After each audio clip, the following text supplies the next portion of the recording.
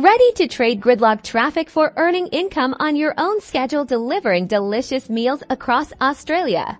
This guide breaks down, step-by-step, how to sign up as an Uber Eats driver in Australia, making sure you're prepped and ready to hit the road or footpath. First, head to the Uber website or download the Uber driver app and select the option to sign up as a delivery partner. You'll need a few things handy: your Australian driver's license, or if you're using a scooter or bicycle, a governmentist ID.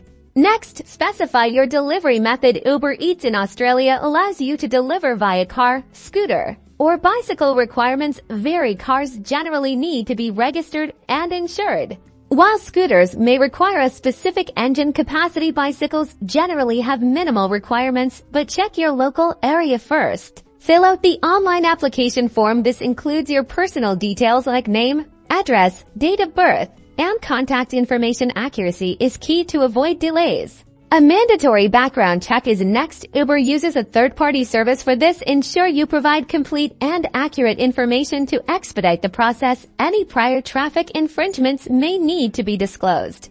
Upload the necessary documents: a photo of your driver's license or identification and vehicle registration. If applicable, make sure the photos are clear and all information is legible.